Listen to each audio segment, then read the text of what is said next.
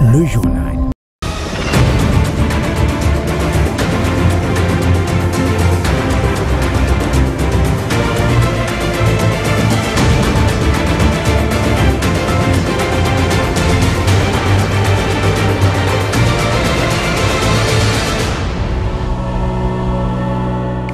Le 19h sur les RT Éduc, c'est maintenant. Merci de nous suivre.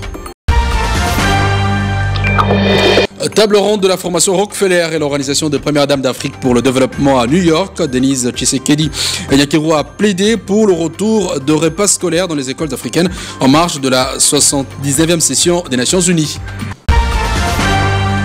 Dans l'optique de la réinsertion dans la société, 240 jeunes ont reçu de kits de l'UNICEF afin de participer activement à la favorisation de l'éducation dans son volet non formel. Les détails dans ce journal.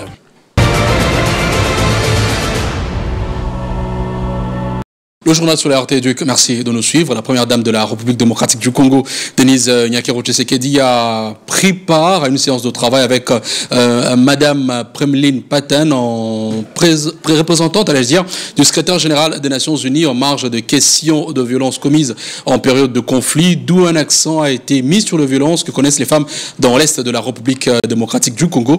Les détails dans ce reportage de Chanchon Moutoupa rendu par Claudel Sequoia.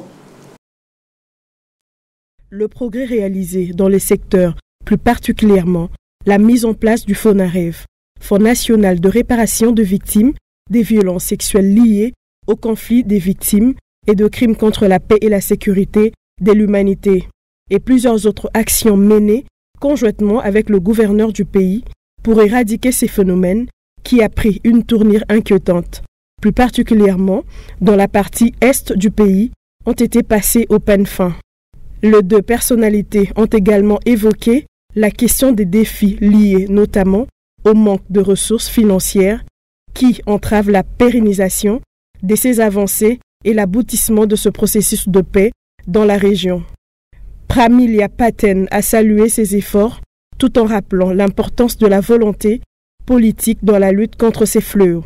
J'ai brossé un tableau sur la situation globale en ce qui concerne les violences sexuelles utilisées comme armes de guerre dans tous les pays qui tombent sous mon mandat, étant donné que la Première Dame est une de mes premières championnes globales sur la question. Donc j'ai brossé un tableau et évoqué la situation surtout au Soudan, qui est très préoccupante. Mais après, nous avons évoqué la situation de la RDC qui non plus ne va pas dans le bon sens. La situation est très critique avec les hostilités à l'est du pays.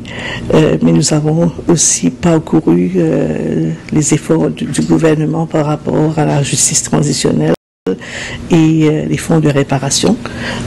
Et nous avons, je me suis engagée à apporter un soutien technique à FONAREV, vu quelques obstacles qui ont été identifiés dans la mise en œuvre de la loi portant sur les réparations.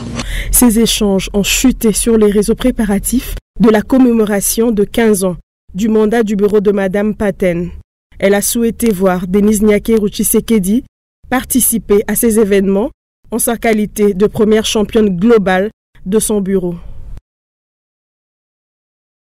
À New York, Denise Tshisekedi Nyakero a pris part à la table ronde organisée par la Fondation Rockefeller et l'organisation de Premières Dames d'Afrique pour le développement. La Première Dame de la République démocratique du Congo a martelé sur le caractère important de l'instauration de la cantine scolaire dans les écoles assises qui a eu lieu lors de la 79e session des Assemblées générales des Nations Unies. Suivez. Autour des repas servis dans les écoles, certains enjeux doivent être pris en compte. Bien manger et se restaurer en respectant l'environnement. Les repas scolaires respectueux du climat, ce thème au centre de la table ronde organisée par la Fondation Rockefeller et l'Organisation des Premières Dames d'Afrique pour le développement en marge de la 79e session de l'Assemblée générale des Nations Unies à New York, appelle à l'action et au plaidoyer en faveur des repas scolaires qui ont un impact crucial sur les résultats scolaires et la qualité de vie des enfants vulnérables du monde entier, des filles en particulier. Soutenant les initiatives visant à offrir des repas scolaires respectueux du climat, la première dame de la République démocratique du Congo, qui a pris part à cette table ronde, met en lumière l'importance d'une alimentation durable et saine pour les jeunes. Denis Nyakeru Tshisekedi a dans ce mot mobilisé la communauté pour des actions et la collaboration afin de renforcer l'éducation de qualité de l'enfant africain à travers les repas nutritifs. Aujourd'hui, nous sommes à un moment charnière de l'histoire. Nous avons la possibilité d'étendre ces programmes de repas scolaires à plus d'enfants, tout en intégrant des solutions climatiques. Il s'agit d'une opportunité exceptionnelle pour agir à grande échelle, et l'impact potentiel est immense. J'aimerais lancer un appel à toutes les premières dames, au gouvernement, aux organisations internationales, aux entreprises et aux philanthropes ici présents. Investissez dans les repas scolaires respectueux du climat. En travaillant ensemble, nous pouvons garantir que chaque enfant en Afrique bénéficie d'une alimentation saine et que nos systèmes alimentaires deviennent plus résilients et respectueux de l'environnement. Je voudrais réaffirmer notre engagement collectif. Nous avons aujourd'hui une responsabilité immense et une opportunité sans précédent. Ce moment doit être celui où nous saisissons l'occasion de transformer nos systèmes alimentaires et éducatifs. La présence de la première dame de la République démocratique du Congo à cet événement international témoigne de son leadership dans la promotion d'une éducation de qualité qui intègre les pratiques écologiques. Denis Nyakeru Tshisekedi a démontré une volonté de bâtir un avenir durable pour les enfants, tant en RDC que sur le continent africain. Il s'est tenu dans la ville de Poitiers en France, à l'Institut de hautes études de l'éducation et de la formation, une session de travail entre le président de l'OMEP RDC, Michel Otto, et Gilles Pétro, son homologue français, où il était question de mettre en place un mécanisme de collaboration constructive dans le domaine de la formation de cadres du préscolaire sur des besoins fondamentaux exprimés par la République démocratique du Congo. C'est dans un contexte de créer un cadre de collaboration dans le domaine de la formation des cadres du préscolaire qu'il s'est tenu une séance de travail à l'Institut des hautes études de l'éducation et la formation dans la ville de Poitiers en France pour répondre aux besoins de l'éducation préscolaire en République démocratique du Congo. Cette réunion qui s'inscrit dans une démarche constructive pour améliorer la formation des enseignants avec des approches innovantes souligne l'importance de l'éducation préscolaire et les défis rencontrés en RDC. L'enfant n'est formé que par un bon enseignant. Et les bons enseignants passent par une bonne formation. Et une bonne formation passe une bonne préparation. Donc c'est une espèce de cycle, de cheminement qu'il faut respecter. Les besoins spécifiques de cette formation devront aboutir à rendre effective et inclusive la scolarisation de la petite enfance en RDC. L'éducation de la petite enfance en République démocratique du Congo a un bon bout de chemin à faire, et avec l'apport, avec tout ce que nous avons entendu aujourd'hui, nous croyons fermement que nous allons démarrer et effectivement on pourra parler de la scolarisation de la petite enfance en République démocratique du Congo. Un appel de l'OMEP France sur la nécessité d'un cadre de collaboration durable avec la RDC pour ensemble réfléchir sur les questions d'amélioration de la qualité de l'éducation au niveau préscolaire. Si on veut continuer de militer, de se battre pour une éducation préscolaire qui soit de qualité, inclusive et gratuite, il faut qu'on puisse joindre nos forces. J'ai senti beaucoup de bonne volonté ici, beaucoup de souhaits de contribuer à cela. Il faut qu'on puisse joindre nos forces, mais en se comprenant réellement, pour éviter d'inventer des systèmes qui nous seraient en définitive complètement à côté des problématiques posées. On peut avoir les meilleures intentions du monde, mais il faut prendre le temps de se connaître suffisamment et de connaître les réalités dans lesquelles chacun évolue. Une satisfaction pour l'IHDEF qui met en avant son rôle dans la formation et les contributions des représentants d'OMEP pour des implications futures de cette collaboration.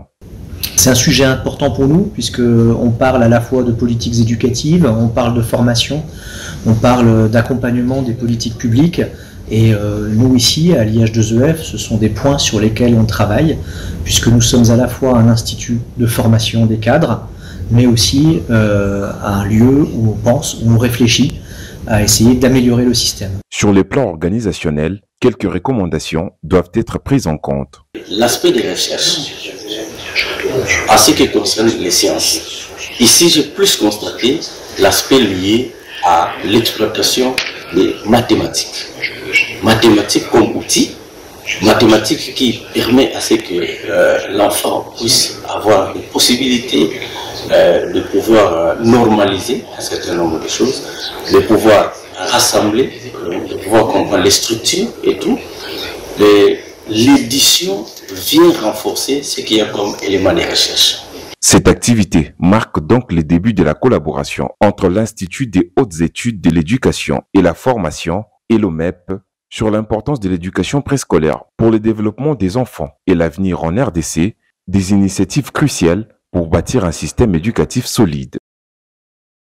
En rapport justement avec cette session, nous sommes en ligne avec Michel Otto, président de l'OMEP RDC depuis la France. Vous êtes présentement à Paris, vous prenez part au congrès international sur les neurosciences, l'éducation et la protection de la petite enfance. Quels sont les points qui ont été abordés? Ok, merci. C'est vrai que nous sommes à Paris pour ce congrès international sur les neurosciences et la petite enfance. C'est une opportunité pour les experts du monde entier s'occupant de la petite enfance de pouvoir réfléchir sur tout ce qui est lié à la petite enfance, notamment cet avant-midi on nous a parlé du rôle des enseignants, du rôle des parents, du rôle du sommet pour l'enfant, de l'intelligence des enfants, et on a vraiment appris beaucoup de choses cet avant-midi. Et en synthèse, il faut dire que des grands experts ont montré que plus on intervient plus tôt dans l'enfant, plus on a beaucoup de bénéfices. Notamment le docteur prof James Ekman a beaucoup insisté sur l'intervention assez tôt pour l'enfant. Et donc cela nécessite l'apport à la fois des gouvernements, des parents et de tout le monde. Vous représentez la RDC, la République démocratique du Congo, à ses assises. Pensez-vous qu'elle pourra atteindre la cible 2 de l'ODD4 alors qu'il ne reste plus que 6 ans pour atteindre son épilogue? Oui, je crois que s'il faut être honnête, des avancées significatives sont quand même faites, mais